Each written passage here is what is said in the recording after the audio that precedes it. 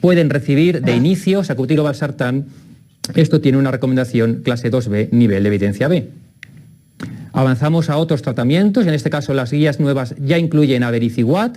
El tratamiento con vericiguat puede considerarse en pacientes en manija 2-4 tras un episodio de descompensación por insuficiencia cardíaca, pese al tratamiento médico óptimo. Y esto recibe una clase 2B, nivel de evidencia B, que sería la misma recomendación que tendría omecamtiv mecarbil, aunque las guías reconocen que todavía no está licenciado para su uso en insuficiencia cardíaca.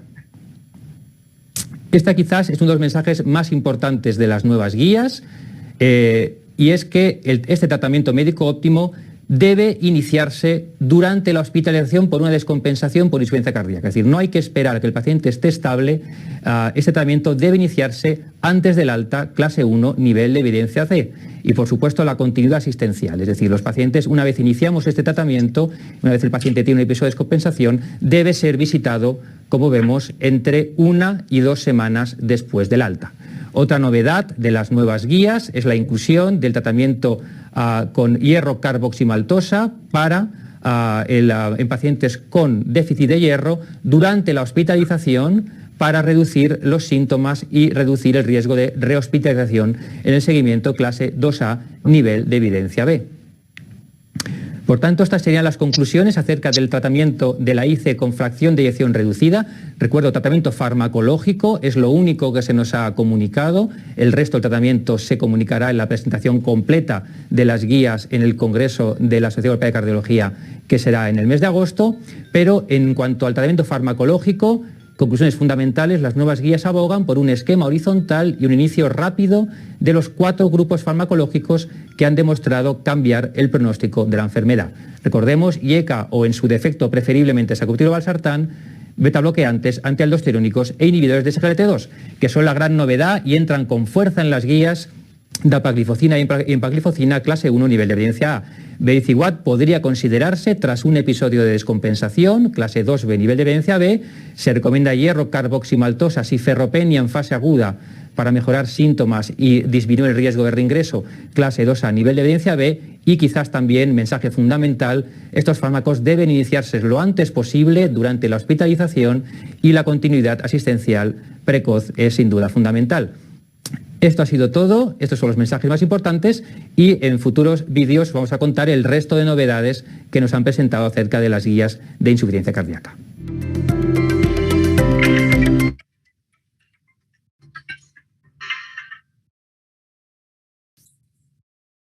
Buenas tardes. Vamos a comenzar en el horario puntual en 3 minutos, por favor.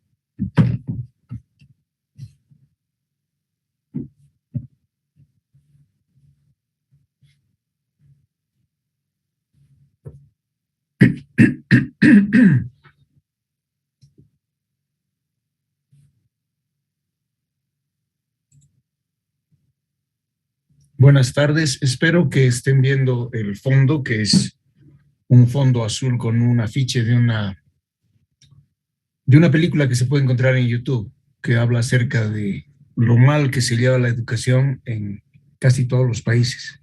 Si lo están viendo de fondo, háganme saber, por favor, porque si no voy a tener que hacer algunos ajustes. Sí se ve, doctor. Buenas tardes. Perfecto, entonces vamos a comenzar con lo programado para hoy, valvulopatías. Hoy día se va a hablar de valvulopatía mitral y tricuspidea y vamos a dejar para mañana valvulopatía aórtica en pleno. Para entrar al tema de valvulopatías, lo que necesitamos es recordar que el problema es un daño valvular. Eso es una valvulopatía. Para hablar de valvulopatías, lo más apropiado es conocer qué es lo que interpretamos como válvula normal. Es una estructura muy delgadita, traslúcida, muy finita, que no tiene color prácticamente porque se nutre por difusión, por imbibición, y que permite que se cierre adecuadamente sin permitir reflujo.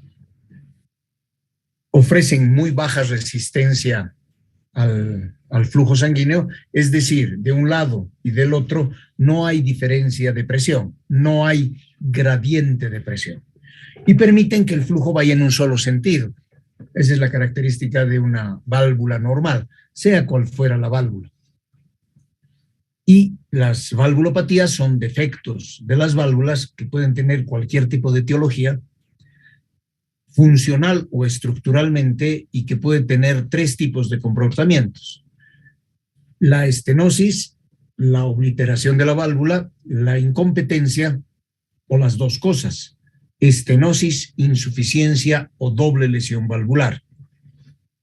Cuando se habla de estrechez valvular, estamos hablando de estenosis valvular. Cuando hablamos de regurgitación, es insuficiencia. Y cuando hay las dos cosas, el término con el que se define es doble lesión valvular. Algunos libros le dicen enfermedad de la válvula. Entonces, la enfermedad de la válvula mitral es estenosis e insuficiencia. La enfermedad de la válvula aórtica, lo propio, estenosis e insuficiencia. Cuando se dice enfermedad, son las dos cosas: estenosis, estenosis, insuficiencia, insuficiencia. Las causas básicamente son cuatro, las causas de las valvulopatías en general. Son problemas congénitos, uno nace con eso, uno adquiere un problema, enfermedad reumática o endocarditis infecciosa, y la tercera, estructuralmente hablando, son trastornos por envejecimiento. Pero si se fijan bien, hay dentro de las adquiridas dos variedades: una, la endocarditis infecciosa, que evidentemente se adquiere, y los trastornos por el envejecimiento, que evidentemente también, obviamente, se adquieren. Sin embargo, les voy a pedir a aquellos que estén con audífonos que los separen un poquito, les bajen el volumen. No he podido graduar el volumen de lo próximo que viene. Se considera que son cuatro. Let's make it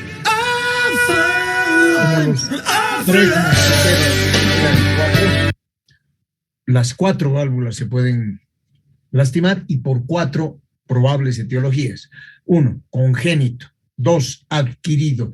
Cuando se habla de adquirido, casi siempre hablamos de enfermedad reumática, solamente valvulopatía reumática. Endocarditis infecciosa, que evidentemente también es adquirido, pero pertenece a un grupo particular, y los trastornos del envejecimiento, que también son adquiridos, pero pertenecen a otro grupo particular. Fíjense, ahí les voy a mostrar un par de artículos. El estado actual del tratamiento de la regurgitación mitral degenerativa, un artículo entero, un artículo de revisión de valvulopatía mitral degenerativa. Y tenemos esta de abajo, ¿no? La durabilidad de la cirugía reparadora de la válvula mitral con insuficiencia degenerativa. Por eso lo degenerativo tiene un capítulo aparte.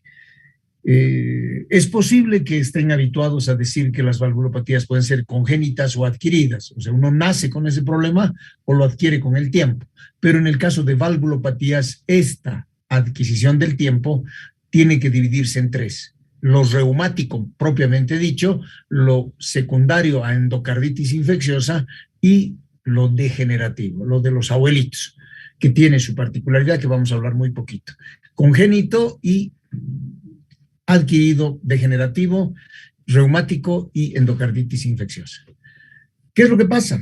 Las válvulas, en este caso una visión en dibujito de mitral que se abre para que la sangre baje al ventrículo izquierdo y la aorta, el ventrículo izquierdo se contrae y la sangre sale por la válvula. Esto es lo que nos va a orientar el manejo de nuestra clase teórica de hoy. La insuficiencia, de manera general, se produce cuando el flujo vuelve a la cámara de donde estaba, pues regresa a la cámara precedente. Se hablará de regurgitación mitral cuando el flujo sanguíneo se vuelva hacia la aurícula izquierda. Se hablará de regurgitación aórtica cuando la sangre se vuelva hacia el ventrículo izquierdo. Regurgitación o insuficiencia pulmonar cuando la sangre se vuelva al ventrículo derecho, y regurgitación tricuspidea cuando la sangre se vuelva a la aurícula derecha. Entonces, aquí tenemos unas imágenes. Esta es una regurgitación mitral. En ecografía de adultos vemos las imágenes de cabeza siempre. Aurícula izquierda, ventrículo izquierdo. La sangre está volviendo a la cavidad auricular. Aquí tenemos aurícula izquierda, ventrículo izquierdo, y la sangre está volviendo de la aorta hacia la cavidad ventricular. Regurgitación. En cambio, la estenosis es una obstrucción al paso de la sangre de una cavidad a otra. Entonces, esta es una imagen de una válvula aórtica, que es redonda la válvula, pero como ven ustedes se hable triangular porque los bordes de las comisuras están fusionados, están estenosados. Entonces la estenosis es una obstrucción a la salida del flujo a través de esa válvula, y una insuficiencia pues es una incompetencia valvular que permite la regurgitación a la cámara precedente. El dato más importante, el dato semiológico más apropiado de las valvulopatías, no el único, es el soplo cardíaco. Este soplo cardíaco no es sinónimo de valvulopatía. Varias cardiopatías congénitas tienen soplo, pero lo que se produce o lo que produce el soplo es la modificación del flujo laminar.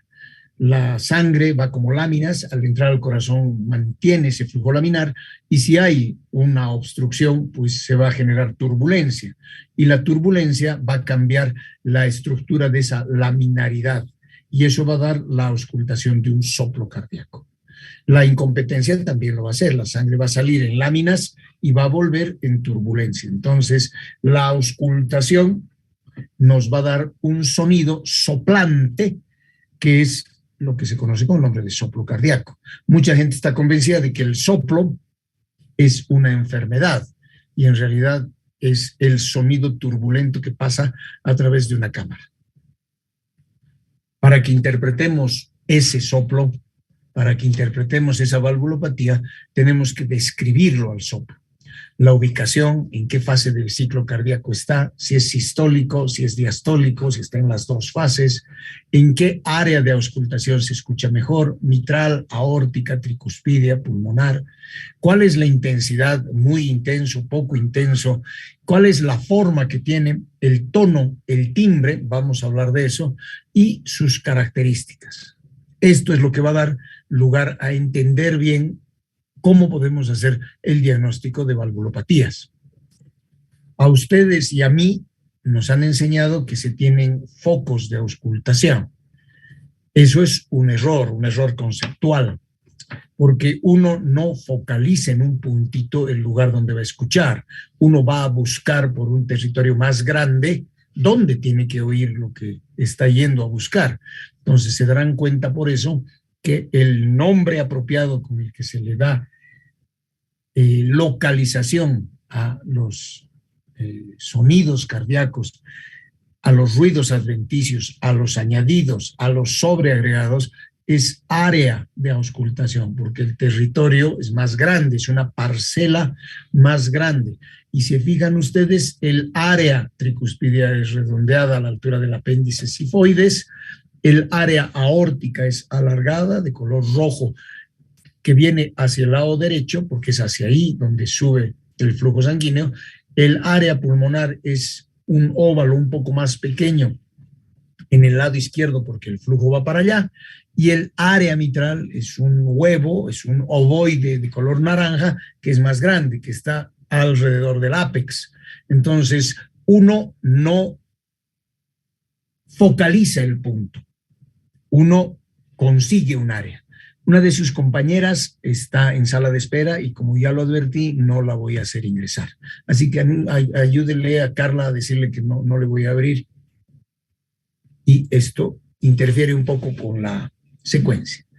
¿Qué es lo que sucede? El corazón tiene dos momentos. El de la eyección, se abren las sigmoideas aórtica y pulmonar, y el llenado, dilatación, la diástole, se llenan a partir de la apertura de la mitral y la tricúspide.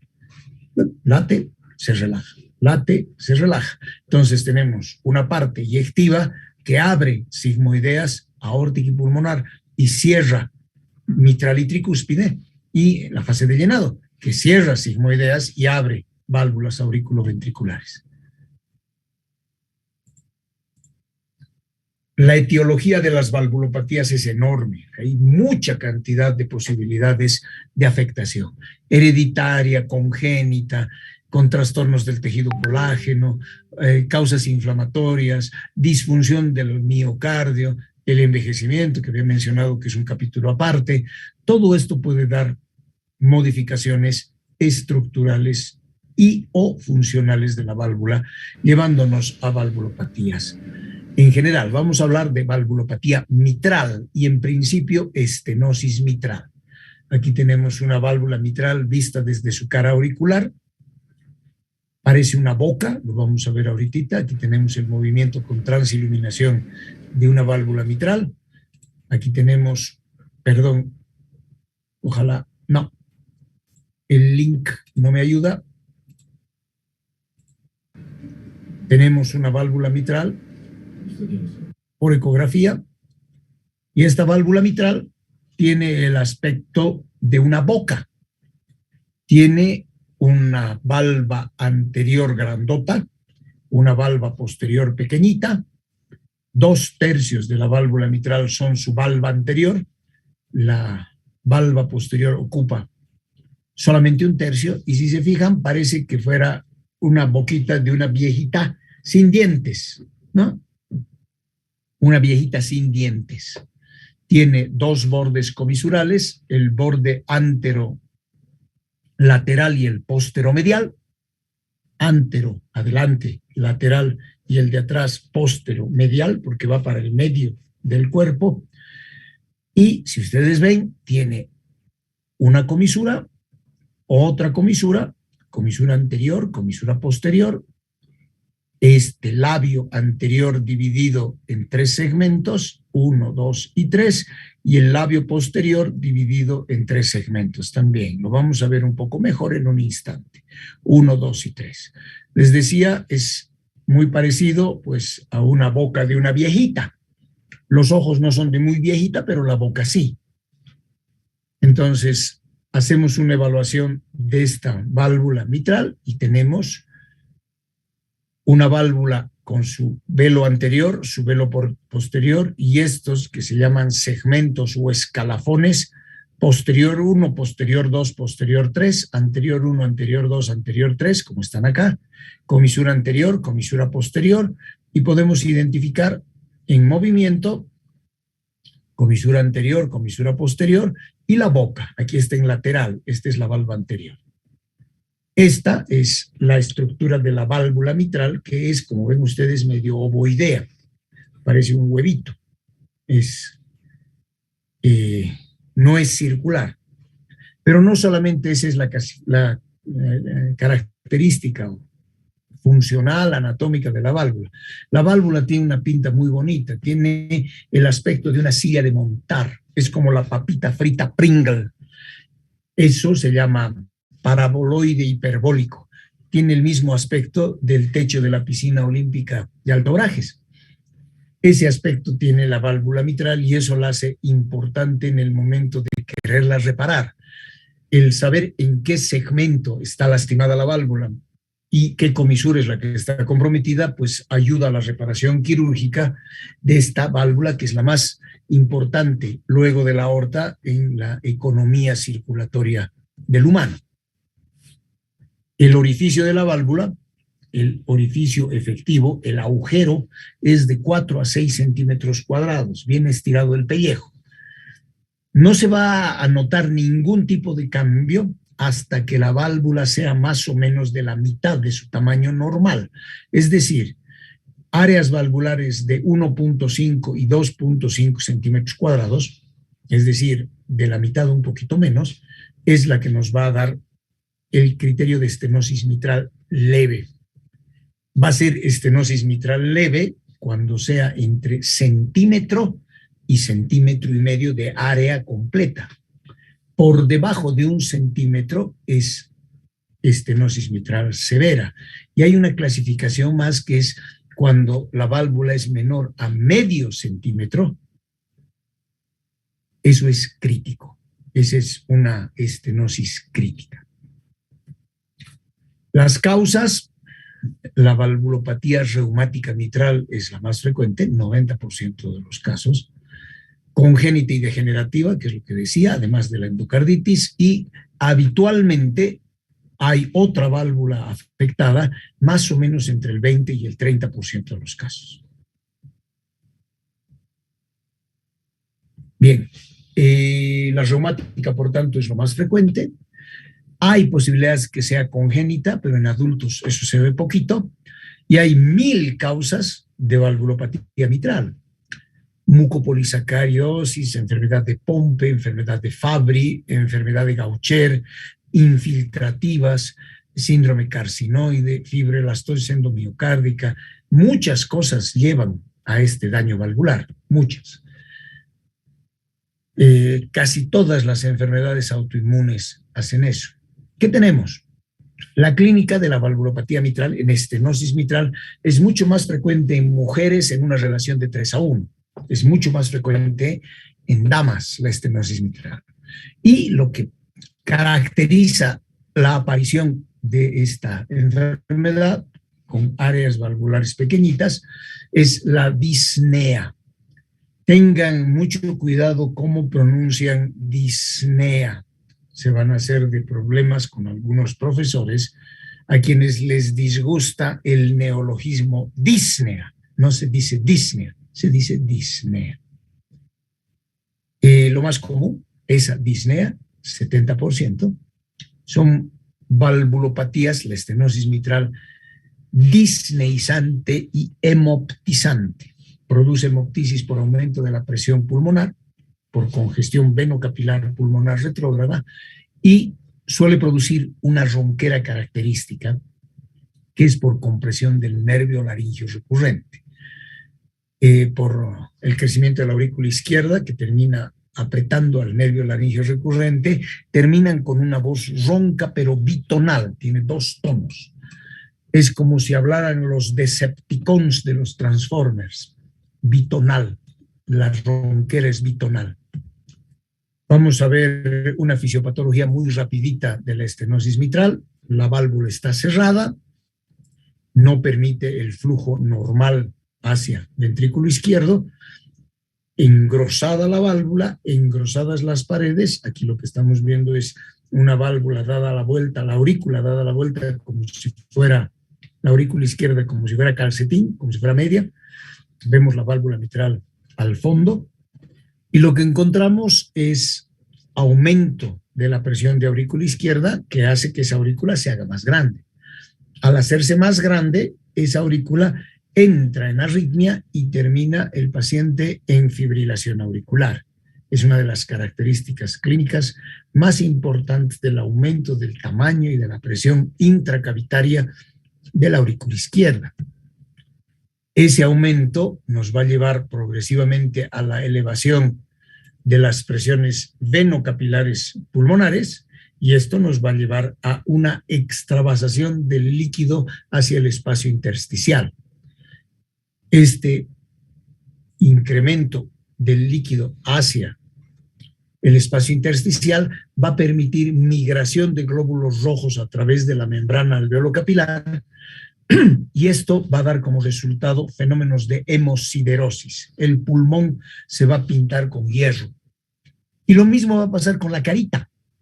La carita va a adoptar múltiples colores, lo que se conoce con el nombre de facies policromática. Los atrevidos le dicen facies mitral. No es privativo de la valvulopatía mitral.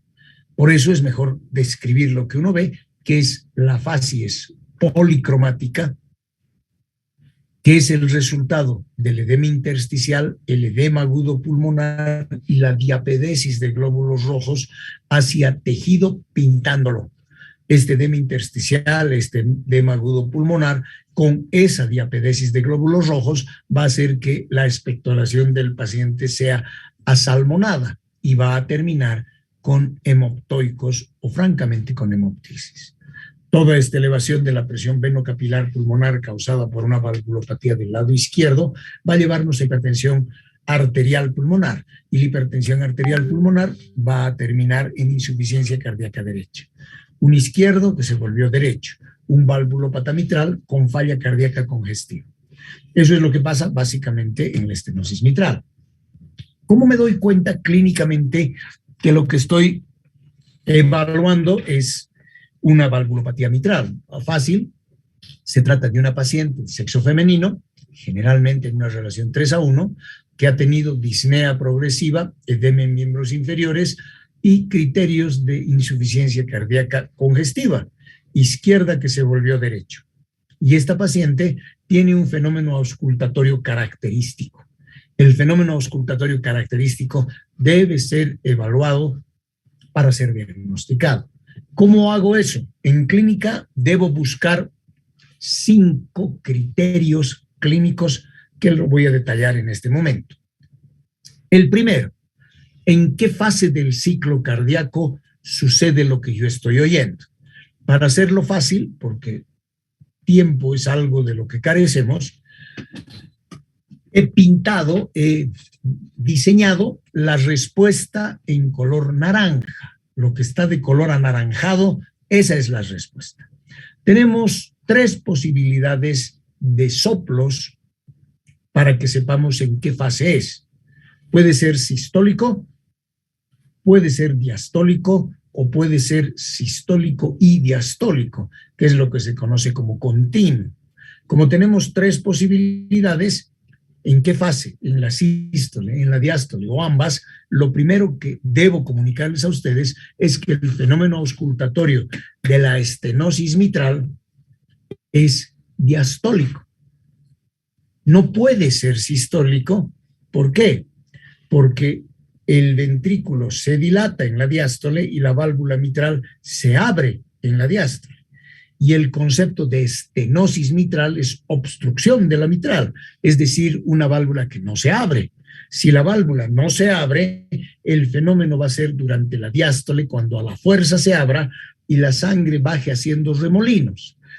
Entonces, como el fenómeno no es sistólico, la auscultación de ninguna manera va a estar en la sístole, tampoco puede estar en ambas.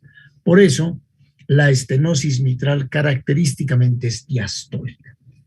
A ustedes y a mí nos han enseñado que el corazón tiene 2 ruidos, el primero y el segundo. Y a ustedes y a mí nos han hecho creer que el corazón suena lub-dub, lub-dub o tum-ta, tum-ta. Y resulta que en falla cardíaca el corazón suena así.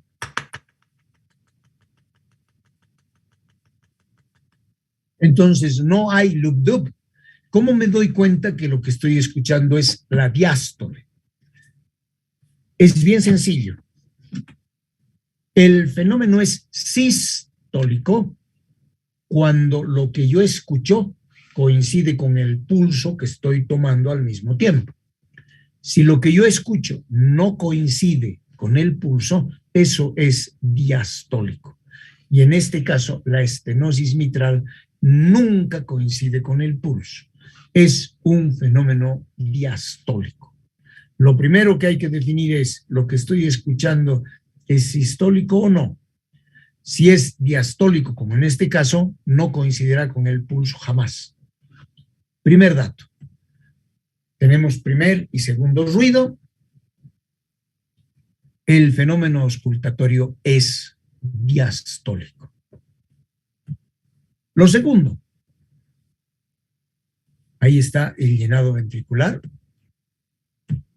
Lo segundo, ¿dura toda la diástole? No, no dura toda.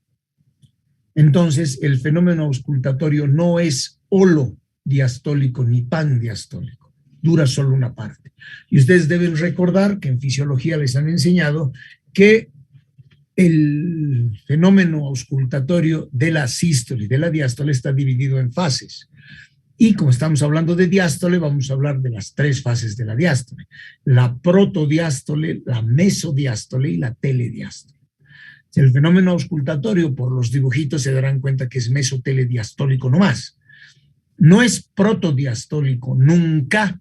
¿Por qué? Porque la protodiástole se le llama fase isométrica o isovolumétrica.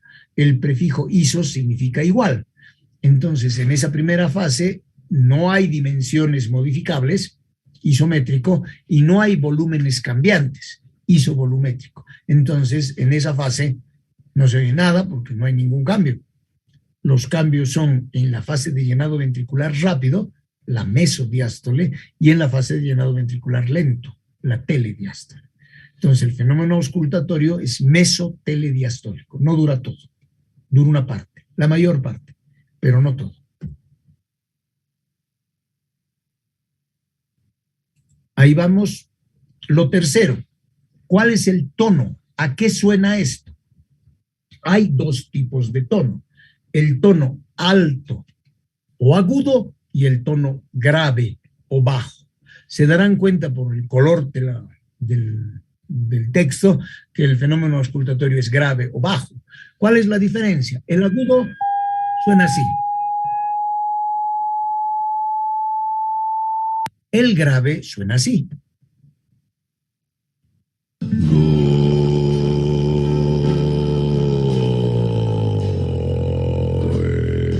Entonces, el fenómeno auscultatorio es grave. ¿Cuál es la diferencia entre uno y otro? El agudo tiene muchos ciclos por unidad de tiempo. El grave tiene pocos ciclos por unidad de tiempo. Tiene que ver con cantidad de ciclaje dentro de la estructura del sonido. Entonces, hasta aquí sabemos que la estenosis mitral, predominantemente de mujeres, tiene un fenómeno auscultatorio mesotelediastólico de tono grave. Es en diástole, no corresponde a todo y es de tono grave.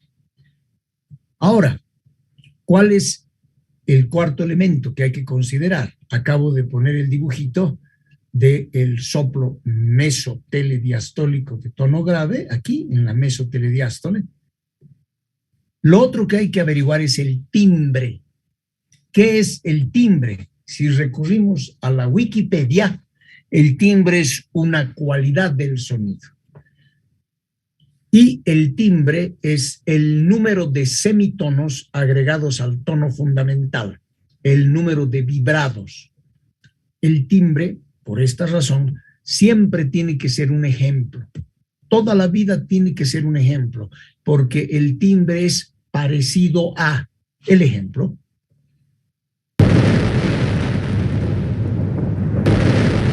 Me parece a eso. Buenos, relámpagos. Buenos, mejor que relámpagos. Entonces, el fenómeno auscultatorio mesotelediastólico de tono grave se parece a, los clásicos le han dicho a esto, timbres retumbantes. Acabo de poner el timbre retumbante del mesotelediástole.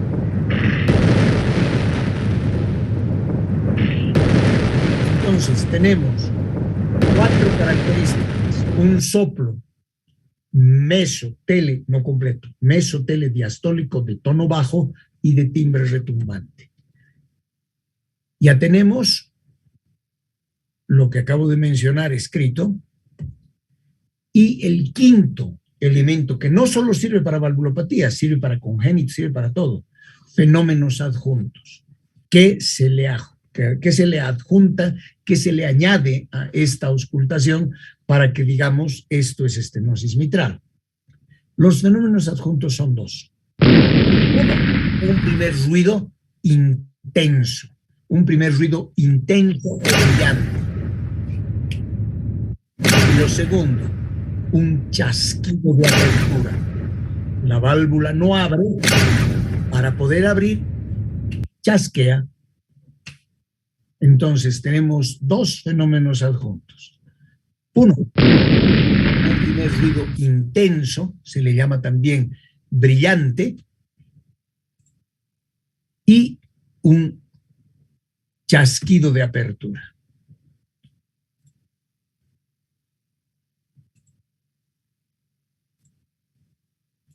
El primer ruido intenso, brillante, y el chasquido de apertura. El chasquido se sucede obviamente antes de que la válvula abra. Entonces, el chasquido es protodiastólico. El soplo es mesotelediastólico y hay un primer ruido intenso o brillante. A esto se le ha llamado ritmo de Durossiez, porque Louis Paul Durossiez, un investigador, ahí está de fondo,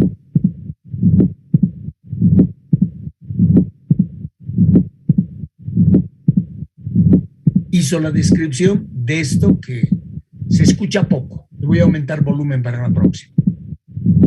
¿Qué es lo que estamos escuchando como ritmo de Durossiez? Esto que voy a adjuntar aquí. El primer ruido intenso, brillante.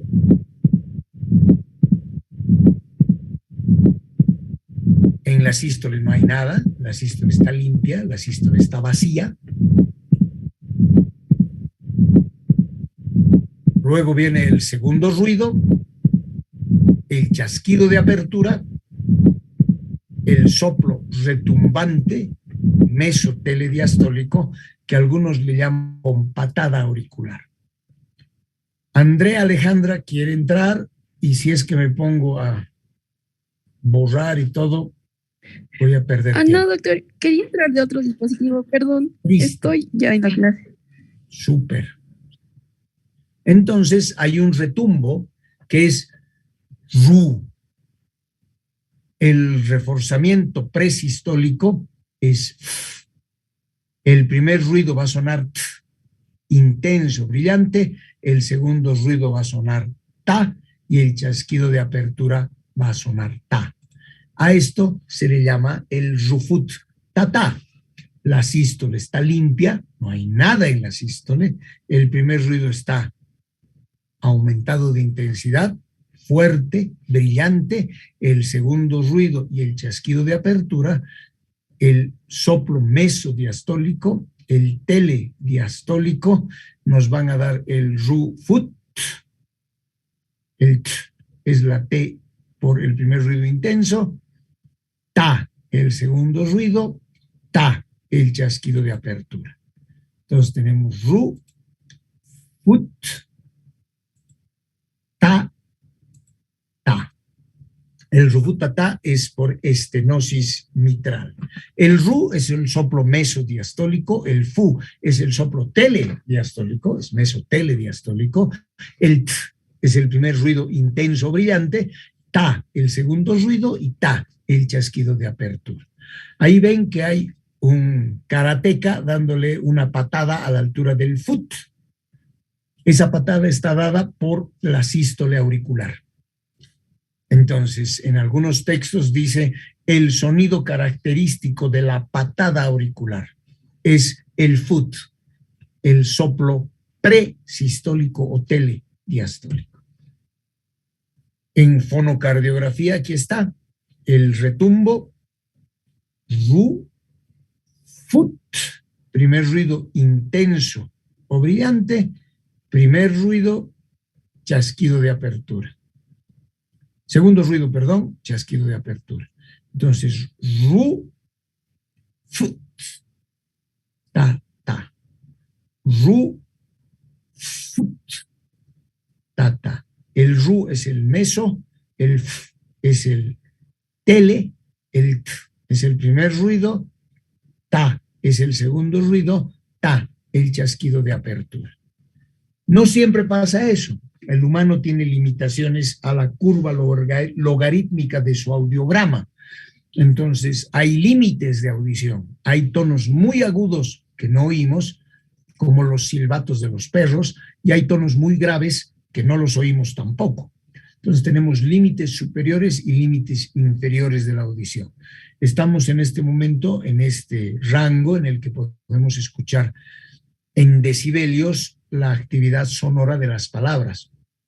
Y hay algunos capos que pueden escuchar sonidos muy graves y hay algunos capos que pueden oír sonidos muy agudos.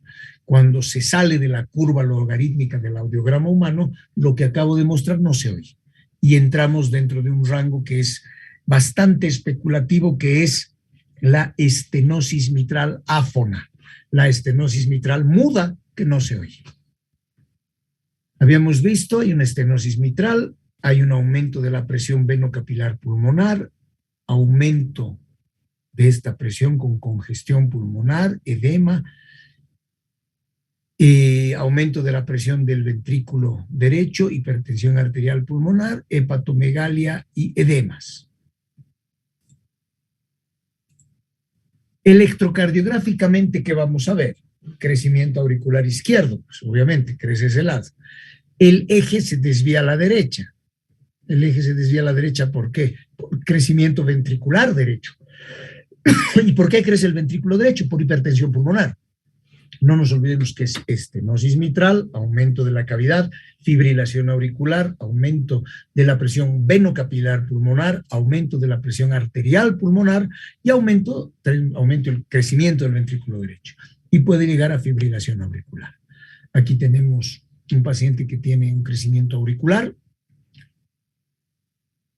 Tenemos estas imágenes. Voy a ver si es que puedo hacer una lupita. Ojalá pueda hacer una lupita. Aquí estoy. Fíjense, aquí está esta onda P bimodal. Tiene dos modos de crecimiento auricular, ¿no? Le dicen algunos atrevidos P mitral. Aquí tenemos la P con doble modo. Con doble modo. Mucho más visible, digamos, en V4 y en V3, ¿no? Una onda P bimodal de crecimiento auricular izquierdo. Y pacientes en fibrilación auricular. Aquí, ¿cómo nos damos cuenta que está en fibrilación auricular? Dos características. No hay onda P. Y segundo, irregularidad de los ciclos. Los ciclos cardíacos son completamente irregulares. Quiero decir que de aquí a aquí tiene una medida y de aquí a aquí tiene otra. Distintas medidas. Estenosis mitral, ausencia de onda P, irregularidad de los ciclos. Algunos quieren encontrar esto que voy a mostrar con lupita, que es la presencia de ondas F minúsculas. No siempre se ve. La característica es ausencia de onda P e irregularidad de los ciclos. La placa de tórax nos va a mostrar un perfil izquierdo con 4 arcos. El arco aórtico, el arco de la arteria pulmonar, la orejuela izquierda prominente y el ventrículo izquierdo. Y en el lado derecho una imagen de doble contorno auricular. Este no es la mejor imagen radiográfica. Tengo esta de abril de este año. Tenemos el perfil de la aorta, el arco de la pulmonar, esto que es el arco de la orejuela de la aurícula izquierda y este que es el arco de la pulmonar. 4 arcos en el perfil izquierdo y 2 arcos en el perfil derecho.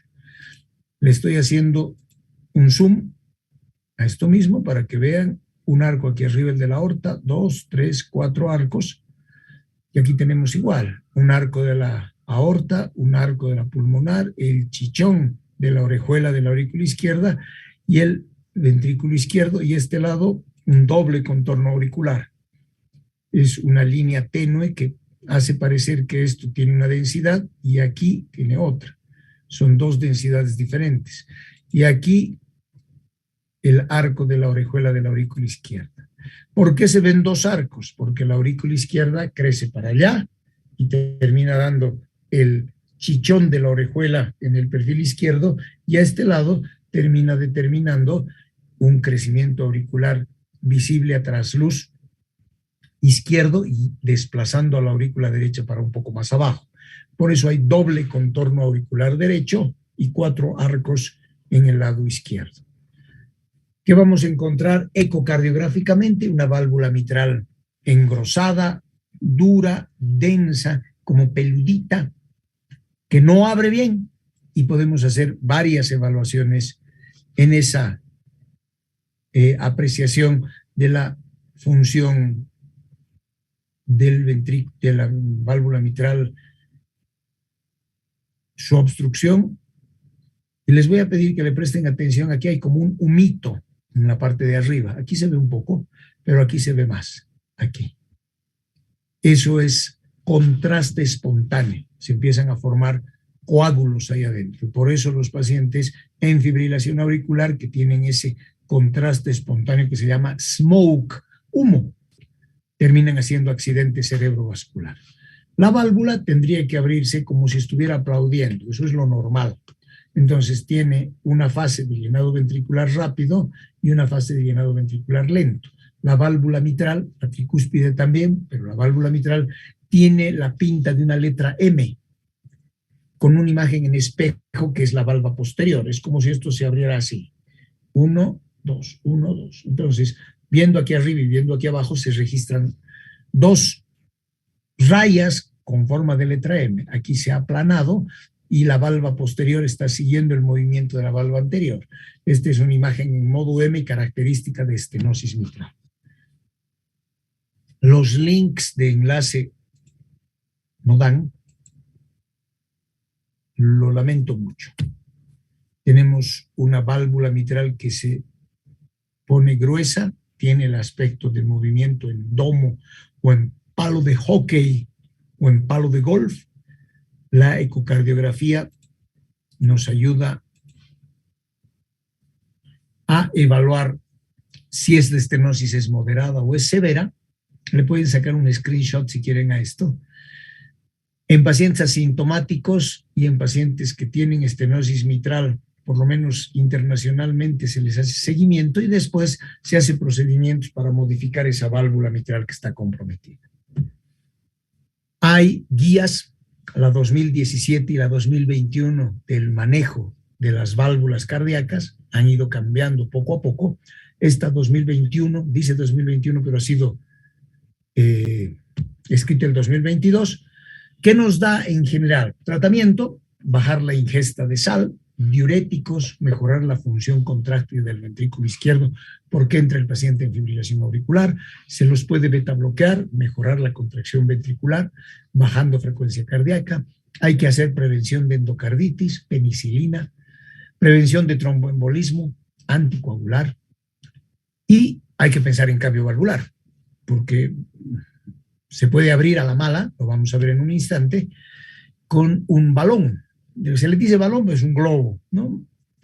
Este globito entra, lo podemos abrir, tiene un cuellito, la primera parte del globo entra dentro de la cavidad de la aurícula, del ventrículo izquierdo, perdón, la parte central del cuello de botella o de la cintura del reloj de arena que da al medio, y el otro globo, a través de un catéter que ha pasado transeptal, se lo coloca dentro de la aurícula izquierda y se lo abre.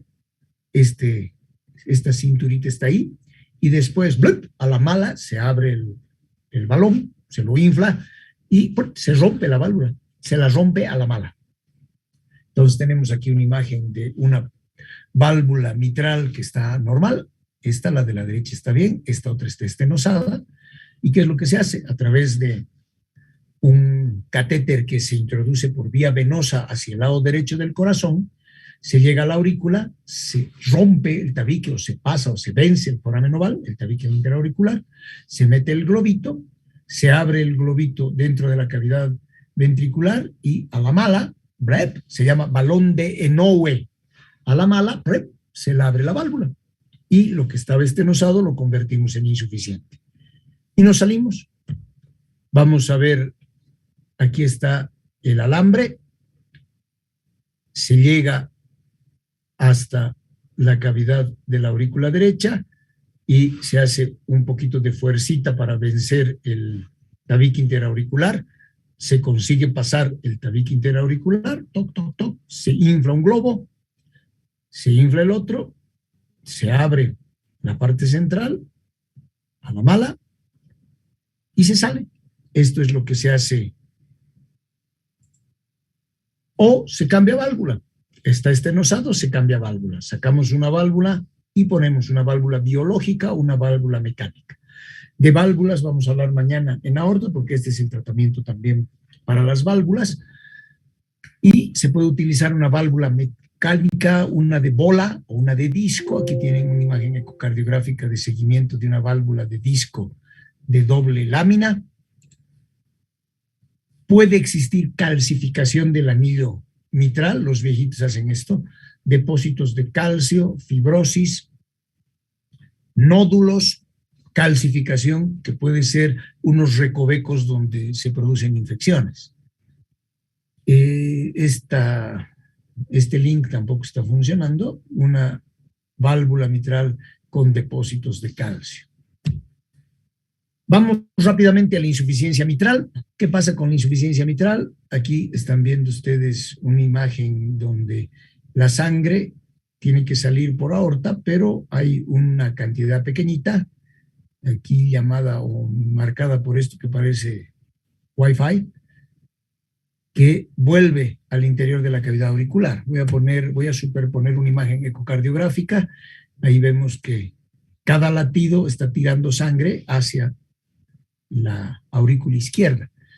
La sangre está volviendo a la cavidad auricular izquierda.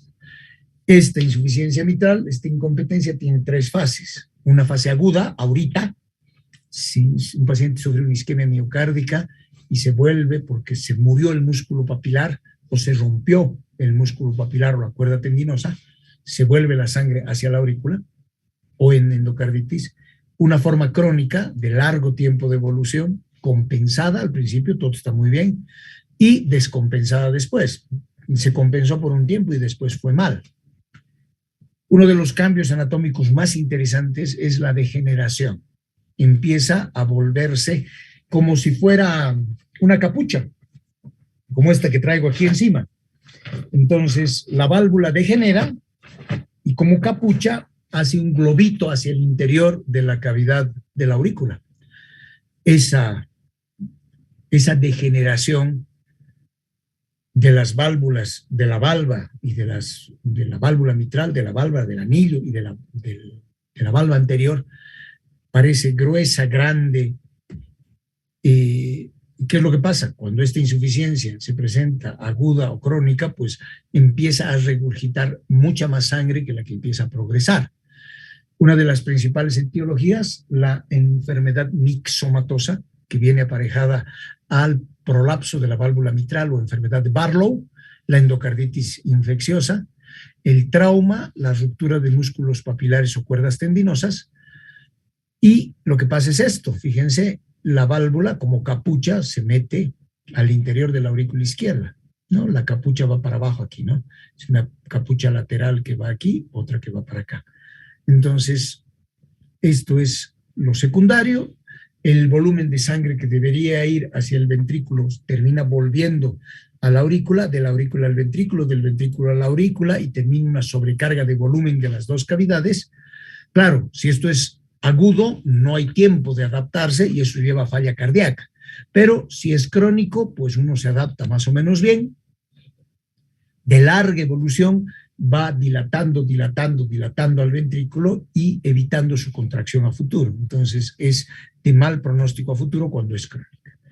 Ahora, en la radiografía de tórax, las cardiomegalias son mayores que en la estenosis. Se deben acordar esta imagen de 4 botones, de 4 costados, de 4 curvas del perfil izquierdo de estenosis mitral. Esta es una de insuficiencia mitral. Hay cardiomegalia, pero la cardiomegalia es más grande en insuficiencia mitral que en estenosis.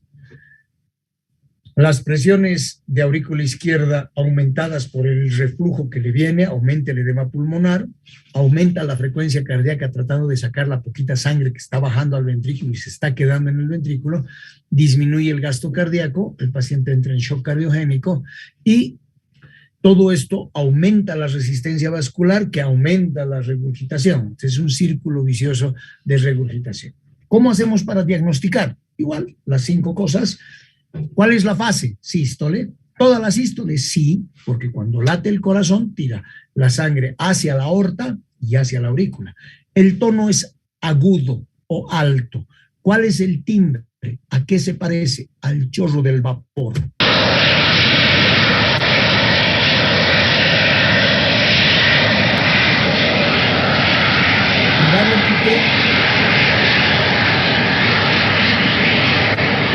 Probablemente el chorro de vapor sea mejor entendido como el que sale de la caldera cuando está hirviendo el agua. Alto, agudo. ¿Y cuáles son los fenómenos adjuntos? La irradiación o la propagación hacia el hueco axilar o hacia la espalda, porque para ahí va el flujo. Vuelve a la cavidad de la aurícula izquierda. Entonces tenemos un soplo pansistólico de tono alto o agudo con timbre en chorro de vapor irradiado o propagado hacia el espacio interescápulo vertebral o hacia la axila. Entonces tenemos el soplo pansistólico con una diástole limpia. En el electrocardiograma, crecimiento de aurícula izquierda, lo propio, fibrilación auricular en personas que son más viejas de 30 años y el crecimiento ventricular izquierdo. ¿Y por qué crece el ventrículo izquierdo? La sangre va, viene, va, viene, va, viene y lo va dilatando el ventrículo izquierdo poco a poco. ¿Qué es lo que hay que hacer? Hay que evaluar, la mayor parte es tratamiento médico hasta que tengamos la posibilidad de cambiar la válvula, porque el problema es valvular. Se puede utilizar nitroprusiato si es agudo, se puede utilizar dobutamina, se pueden utilizar medicamentos que disminuyan la carga, disminuir la ingesta de líquido, disminuir la ingesta de sal, pero el tratamiento en definitiva es quirúrgico, hay que ir a reparar esa válvula. Como la válvula tiene una pinta medio rara, entonces es complicado reparar la válvula dándole esa formita.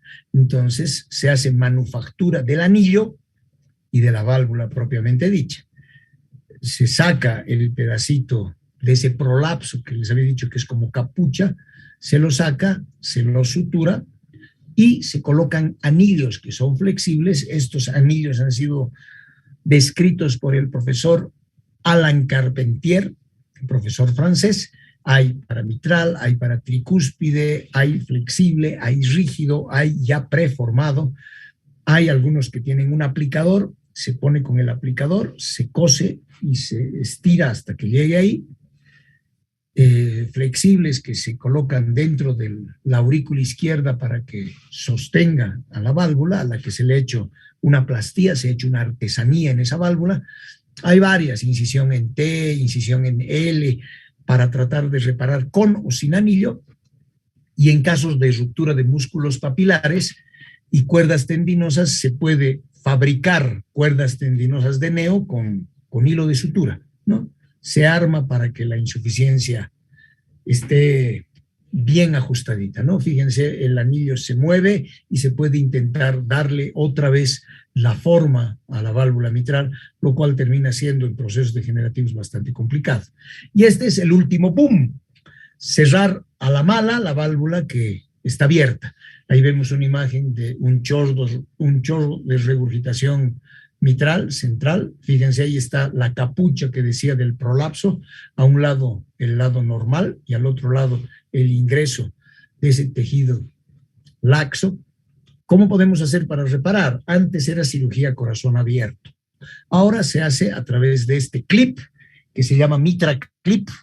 Aquí en el suelo me estoy encontrando un clip de los clásicos de papel. Este se llama Mitra Clip, tiene una pistola que es la pistola aplicadora, se entra por la ingle, igualito que era para colocar el balón de Noe, se entra por la ingle, por vena, se sube hasta aurícula derecha, se atraviesa el foramen oval o se perfora igualito y se llega para el otro lado.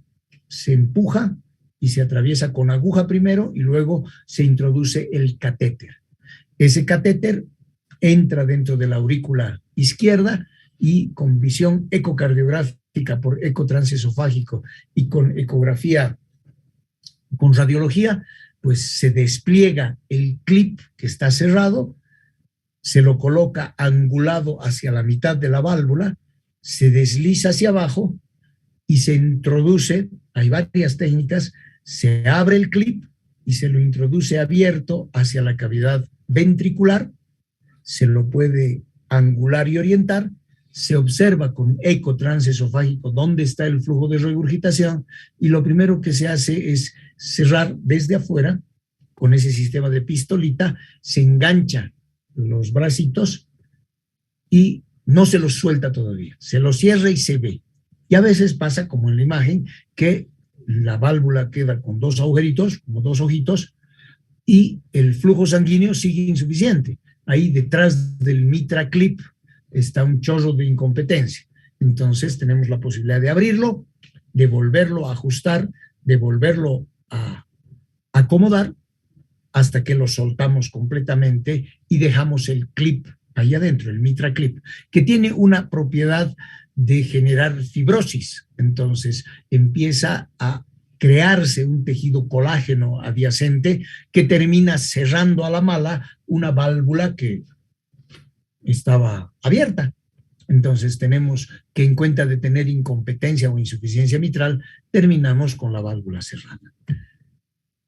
Este prolapso de la válvula mitral, esta anomalía con válvula blanda, aquí tenemos donde está la punta de la flecha, en la imagen que está a la izquierda de sus pantallas, aquí es donde se produce esta regurgitación mitral y este movimiento en capucha, ¿no? El prolapso de la válvula mitral tiene una característica relativa a la auscultación, tiene lo que se llama el sonido de vela. Y cuando uno piensa en vela, lo primero que se le ocurre es una vela, pues una vela ardiendo, chisporroteando. No, es vela de barco velero. La tela, al hacer tensión, ¡pum!, ¡pum!, con el cambio del viento, da ese sonido. Un clic mesosistólico característico que aparece en diferentes posiciones. Cuando el paciente se acuclilla, cuando el paciente levanta la pierna, son ruidos modificables con la posición. Rápidamente, una fisiopatología, en dibujo, la insuficiencia aumenta el tamaño de la cavidad, hace que las cavidades sean más grandes, por supuesto, la cardiomegalia es mayor, el ir y venir de la sangre sobrecarga las dos cavidades, se produce congestión pulmonar, edema, hipertensión arterial pulmonar, crecimiento del ventrículo derecho y edema en miembros inferiores, insuficiencia cardíaca. ¿Cuáles son los consejos? Ya para terminar, nunca debemos confiar en soplos diastólicos. Los sistólicos hasta pueden ser normales, un diastólico nunca es normal, nunca. Y hay que ser muy juicioso en los clics y todo aquello. Y vámonos a esta, que es la última. Nunca hay que confiar en nada, siempre hay que sospechar de todo. Voy a dejar de compartir y este es el momento de las preguntas. Rápidamente, antes de que vengan las preguntas, rápidamente. ¿Qué pasa con la valvulopatía tricuspidea? Lo mismo, es exactamente lo mismo. Entonces, ¿va a sonar igual? Más o menos. Entonces, no es igual. Lo que pasa es que el lado derecho maneja presiones más bajas. Las presiones intracavitarias del lado derecho son 10 veces menores que las del lado izquierdo. El ventrículo izquierdo maneja presión de 120/80, el ventrículo maneja de 12/8, son 10 veces menos las presiones. Entonces los sonidos tienen el mismo origen, el mismo criterio. La estenosis tricuspidea tendrá un soplo mesotelediastólico de tono bajo, de timbre retumbante, igualito que el mitral, solamente que la capacidad y la calidad de sonido es menos intenso que del lado izquierdo. Y la insuficiencia tricúspide tendrá un soplo pansistólico, obviamente ya no dirigido al hueco axilar, sino dirigido hacia el apéndice sifoides, que es el lugar hacia donde vuelve. Pero salvo esas pequeñas diferencias de sutileza, fisiopatológicamente es lo mismo. Lo mismo pasa con los dos ventrículos.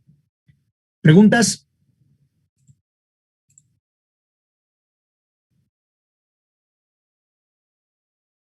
Mañana, aorta. Igual voy a poner un videíto de la Sociedad Española de Cardiología unos 10 minutos antes de comenzar la clase, para que aquel que llegue temprano pues disfrute de una actualización en video. La de hoy era tratamiento de la insuficiencia cardíaca con fracción de eyección preservada en base a las nuevas guías de la Sociedad Española de Cardiología y la Europea de Cardiología. Y mañana voy a poner un video parecido. Les he dicho, vamos a empezar puntuales y vamos a acabar puntuales. Nos vemos mañana. Este es el momento del adiós. Gracias, doctor. Hasta luego.